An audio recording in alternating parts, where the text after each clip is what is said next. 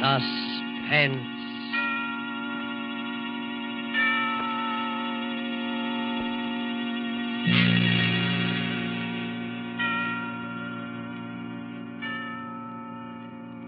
This is the Man in Black. Here again to introduce Columbia's program, Suspense. Our star tonight is Bela Lugosi, playing the part of Professor Antonio Basile, psychologist.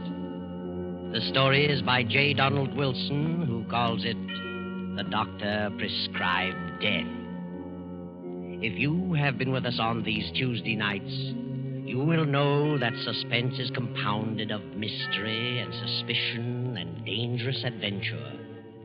This series of tales is calculated to intrigue you, stir your nerves, to offer you a precarious situation, and then withhold the solution until the last possible moment. And so it is with the Doctor Prescribed Death and Bela Lugosi's performance. We again hope to keep you in suspense. Professor Antonio Basile has a theory, but let him tell you about it. As a psychologist, I have worked out a theory I know to be sound. I contend that a person who has decided to kill himself can very easily be turned from this desire to the desire of taking the life of another. I can prove my theory, and if necessary, that is exactly what I will do.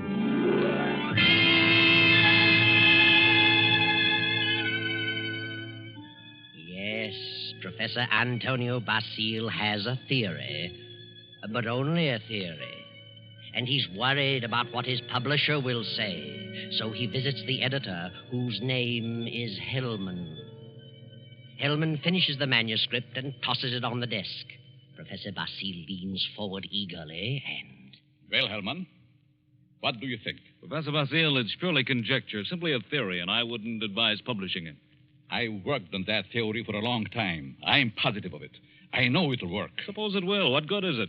What good have you accomplished if you can prove it'll work? Are you laughing at me, Hellman? It's so silly. An ordinary human being has suffered reverses, is sick of it all. He wants to leave it all behind. And you say he can be changed to want to kill someone else. I do. Self-destruction and the destruction of other life are closely related in the mind. The dividing line is very thin. It's ridiculous. And you won't publish it? Granger would fire me. Why? He told me that, in his opinion, you should be in the asylum. Mr. Granger said that. Does he think I'm insane? How do I know? Hellman, Mr. Granger didn't say that. It's you who thinks I'm crazy. You've never liked me. For some reason, you are trying to tear me down. Well, we'll see, Mr. Hellman. We'll see. Now, wait a minute. I'll show you whether my works are illogical. I'll show you whether I'm insane. Oh, calm down. I'm going to make you eat those words. I know you don't like me, but I'm going to prove that my theory is sound. Good night. Wait a minute. Basile, wait. You wait, Hellman. You wait. Yes, wait, Hellman. Wait. Professor Basile, seething with resentment, rushes from the office and strides angrily down the street. Insane, huh? I'll prove my theory. I'll find a subject. I'll find someone who wants to take his own life.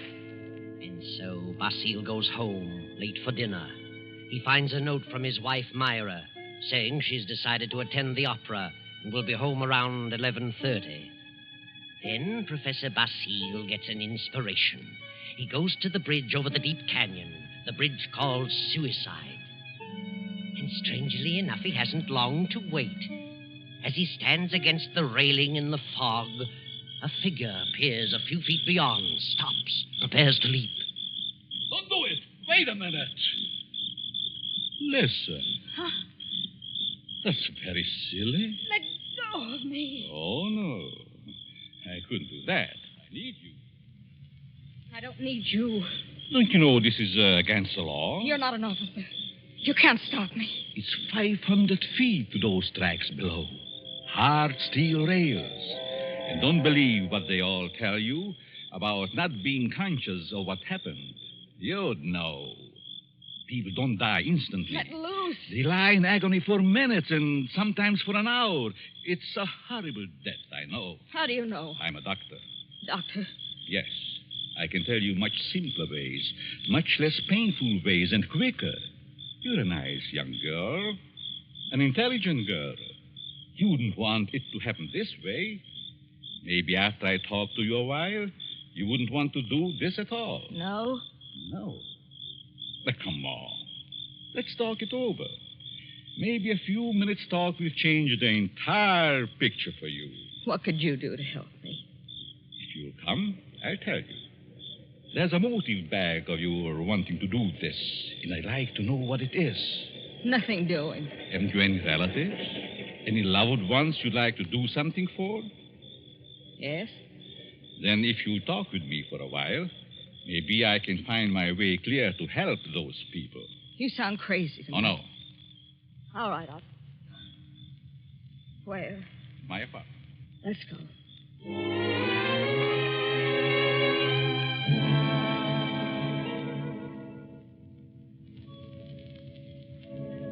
Well, here we are. Come in, please. Well, what do you want to know? Now, sit down first. Are you hungry? No, I'm not that broke. It isn't poverty. I knew that. I could tell by your clothes.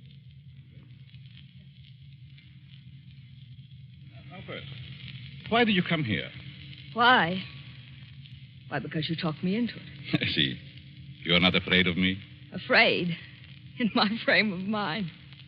What can I lose? Suppose I told you that I really brought you here to kill you. Kill me? You know, you're a very pretty girl, don't you? Yeah? That doesn't always mean so much. The right man, it might. That's what I thought. But I found out it didn't mean a thing. Ah, then it was because of a man. I knew it. Really? How did you guess? I'm a student of psychology. I'm Professor Antonio Basil. I see. And you want to know what makes me tick. You want to know the reason behind my action tonight. That's right.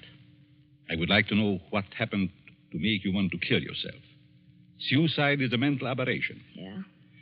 I'd like to know what preceded the decision to destroy yourself. And what you thought about until the moment I stopped you on the bridge. What good will that do me? You said you weren't broke, but you also said you had some loved ones you'd like to do something for. I meant I wasn't broke to the point of being hungry. I have a few dollars. But you suggested help for someone in larger terms. Yes, I did. Who is the loved one? My mother? You are her only means of support? Yes. And you intend to kill yourself? Yes. That's being selfish, isn't it? Selfish? Yes. You are concentrating solely on self. You think so? What else? The first law of human nature is self-preservation, right? I suppose so. The second law is the preservation of family. Yeah? So you decide to deny the first law and destroy yourself. And as a consequence, deny the second and leave your mother alone and in need. You indicate a form of insanity. What would be normal? To destroy the other person. The one who has done you wrong. Have you hurt him? No. Then the one who has done wrong should be the one to suffer. You have no legal recourse? Legal recourse? No, I haven't, I'm sorry to say. And you would kill yourself to let your poor mother suffer because of the wrong of another. Why shouldn't he be the one to suffer? I suppose you're right. Why shouldn't he? What happened after all? Why not tell me about it? Were you married? No. He never seemed to find time to get around to marriage. What's your name? Gladys. Gladys Tanner. How long had you known him? Almost 4 years. And you always thought he meant to marry you? Yes. Until 3 weeks ago. Yes? On July 1st, he had to leave town for a week on business. Said he was going to Kansas City. When he came back, he seemed to be too busy to see me. Then a week ago, I found a snapshot along with several others in his desk in his home. May I see it? Certainly. It's a picture of him and another woman. But the picture was not taken in Kansas City. It wasn't. No, it was taken on the beach at Atlantic City. And it's dated by the finisher, July 3rd. Since he returned, he's refused to see me. Yesterday, he finally said he didn't care to see me anymore. That I'd better forget him. But it isn't so easy as that, is it? No. I figured I'd done something. And blame myself. Do you know this blonde woman in this snapshot? No. Then it must be a woman he has met recently. You've known him for 4 years. I don't think you are to blame. He's the one in the wrong. And he should be made to suffer. How? You were going to kill yourself. Why should you? Kill him instead. He double-crossed you. He deserves it. Now, let me go a little deeper into the situation. Whenever a person has reached the conclusion to take his life...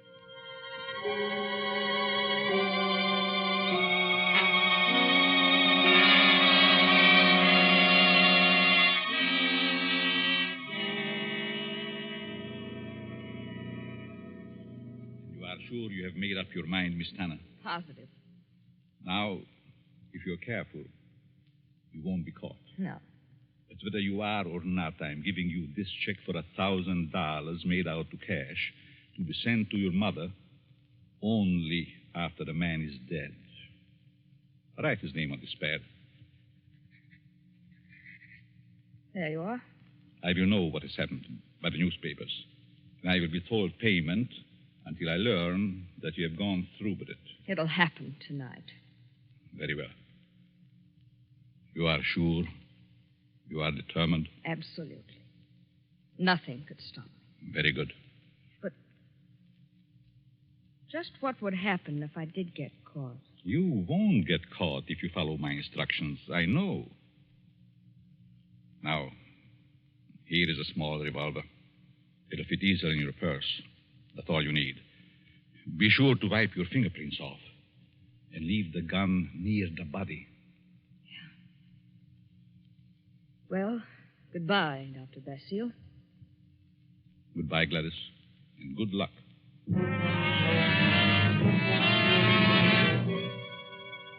Professor Basile watches Gladys as she crosses the street to the dimly lighted bus stop. Then he rushes to his car and drives away.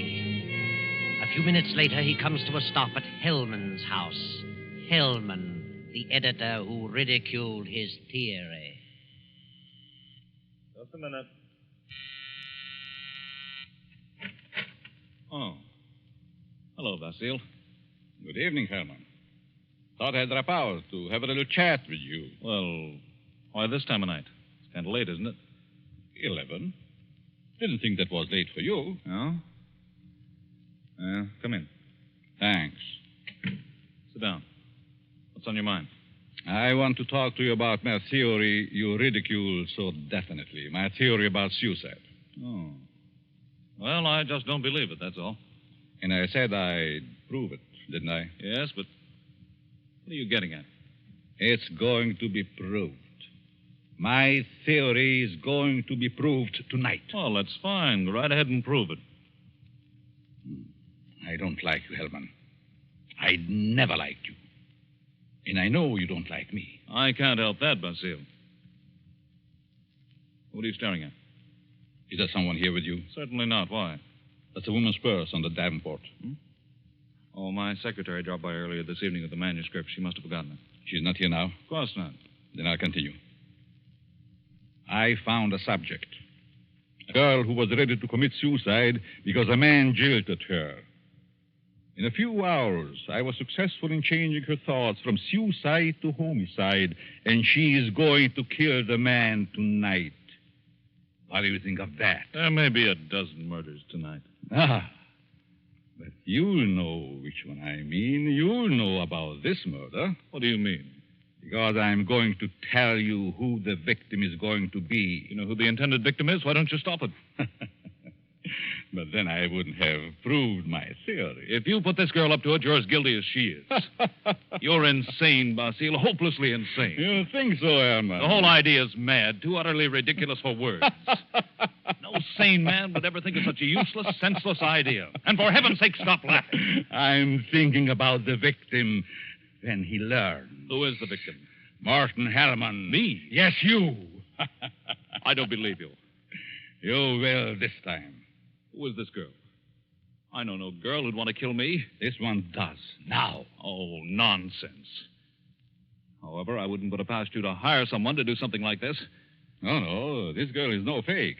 This girl is serious, deadly serious. You probably hypnotized some poor woman, figuring she'd never remember what happened. Oh, Hellman, you underestimate me. Maybe I do underestimate your evil mind. But believe Put me... up your hands, Hellman. Get away from the desk. I'll just take care of that gun, Hellman. That's better. Well, since when did you start carrying a gun, Basile? A gun? Don't be silly. This isn't a gun in my pocket. It's just my pipe. See? Well, what do you hear, Herman? Nothing. Oh, yes, you do. I heard it, too. The sound on the porch. I leave now. The back way. I put your gun in the kitchen. And I'll be very careful to remove all my fingerprints. You insane fool. Oh, fancy you. You, Hellman, you are going to help prove my theory. Good night, Hellman. Crazy devil. I'll have him locked up before he gets across town. Good evening, Mr. Hellman. Huh? How did you get in here? Through the patio door. What do you want? I wanted to talk to you. Very strangely. You're just imagining things. And what are you doing here? I wanted to tell you something. Yeah? What? When you first indicated to me that you were through with me, I was terribly hurt. I thought all along that we were to be married. I couldn't understand. I tried and tried to think of something I'd done to cause our breakup. Then I happened to find this snapshot in your desk. Snapshot? Take a look at it. Kansas City. No, Atlantic City, New Jersey. You and a blonde. And the date is stamped on the back. A business trip. Ha! Well, what about it? I just wanted you to know that you weren't so slick. I wanted you to know that I knew about the blonde. That I knew you'd lied. Now that you've told me, what good does it do you?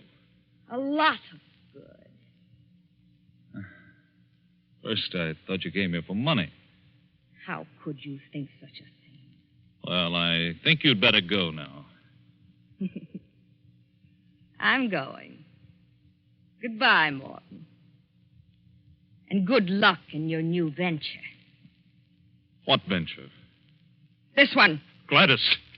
Gladys! And wish me luck in mine.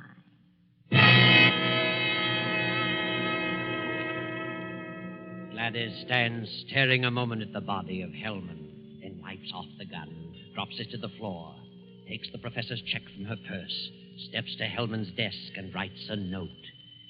Then she puts the note in an envelope with the check, addresses it, stamps it, turns out the lights, and steps out into the dark street. At the corner, she drops the envelope in the mailbox and disappears. Professor Basile heard the shots. His theory worked. Hellman will torment him no more. The perfect crime. So he can go home to his wife now and go to sleep.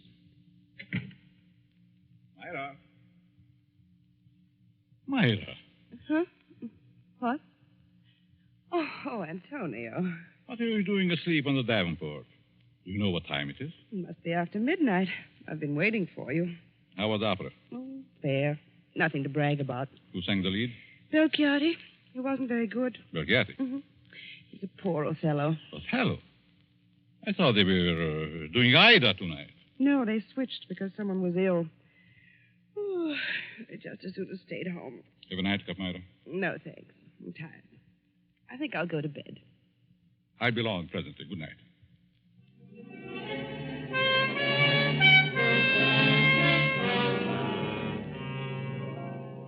Then the night passes and the morning comes. The professor rises cheerfully and prepares for breakfast.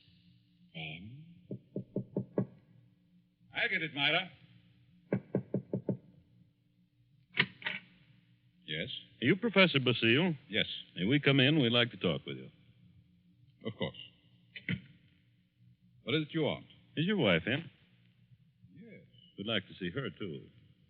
What? Oh, I'm Lieutenant Davis. Detective headquarters. Well, what do you want? Will you call your wife? Why, certainly. Myra! But what's this all about? What is it, Antonio? These men are from detective headquarters. They want to talk to us. Really? What about? May I ask where you were last night, Mrs. Basile? Certainly. I went to the opera. What time did you get home? Oh, I imagine it was around 11 or shortly after. Mm-hmm.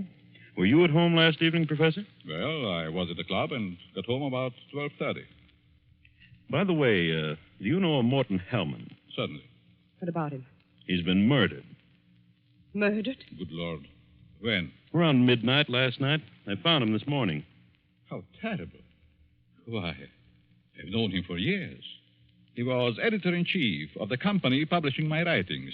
I'm a psychologist, you know. Yes, we know. But what do you want to know from us? We weren't connected socially with Hellman, just in business. Did you know him, Mrs. Basile? Yes, I knew him very slightly. Do either of you know of anyone who'd have reason to kill him? Certainly not. Everyone thought highly of him. Did you ever hear of a girl named Gladys Tanner? Lady Stanner? No. Did you know of a Gladys Tanner, Mrs. Basile? No. Is this your purse, Mrs. Basile?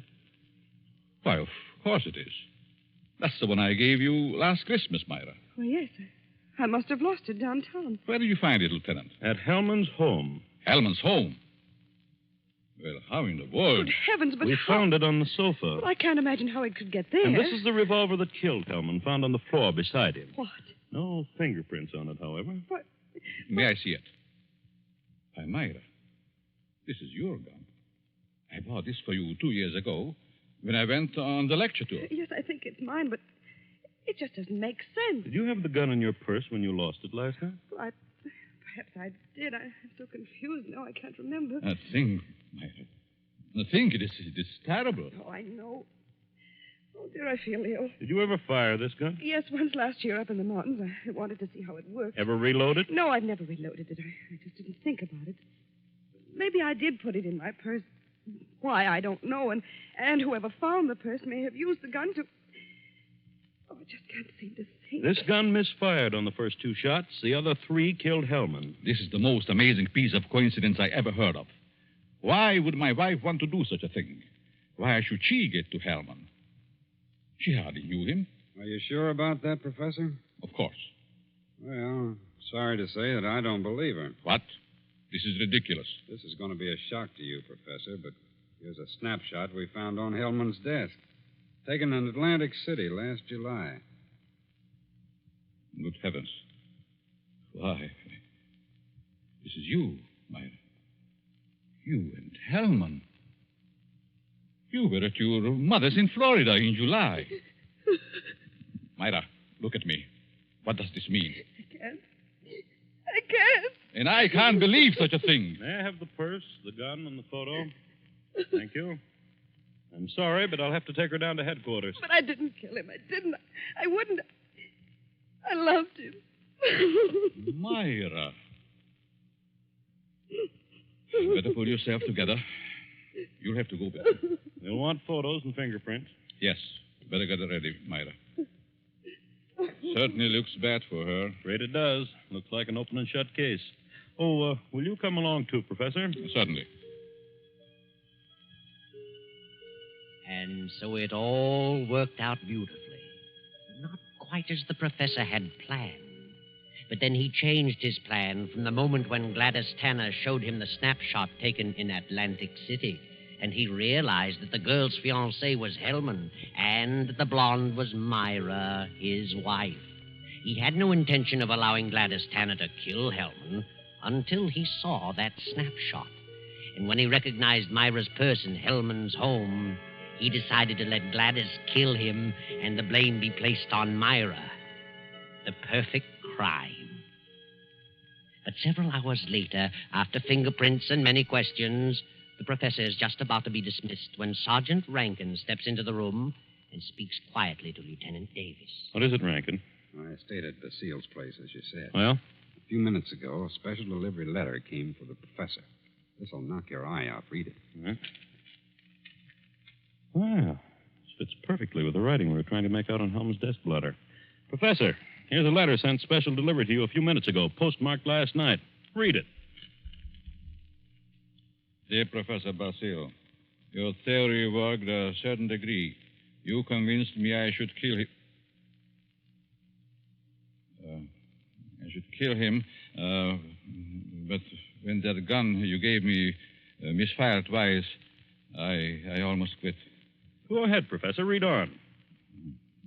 Then as I looked at him on the floor, the feeling of self-destruction came back. I'm going ahead with my plan. Here's your check. I won't need it. Besides, I lied to you. I lost my mother long ago. Better luck next time. Gladys Tanner. And a half hour ago, they found her body beneath Suicide Bridge. Well, Professor, your perfect crime has failed. Failed. Yes, failed. Wonderful setup on paper, but your theory backfired and you're up for murder. But I didn't kill him. But you planned it, and you're as guilty as Gladys. She's paid her penalty. Now it's your turn. No. I won't be hanged. Never! Rankin, grab him!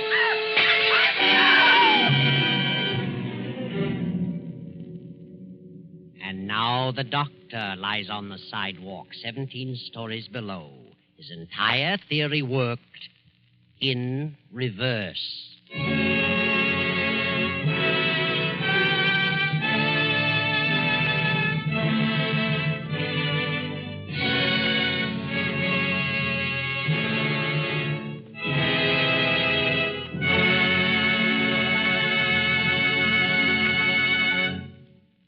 And so closes the doctor-prescribed death, starring Bela Lugosi. Tonight's story of Suspense. It came to you from Columbia Square in Hollywood.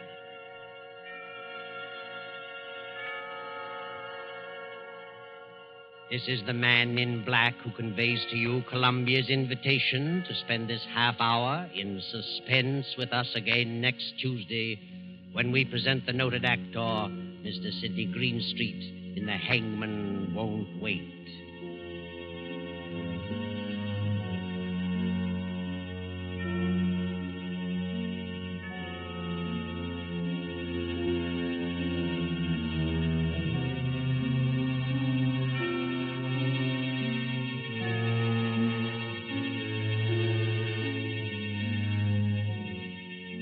William Spear, the producer, Ted Bliss, the director, Lud Gluskin, the musical director, Lucian Mahuik, the composer, and J. Donald Wilson, the author, collaborated on tonight's Suspense.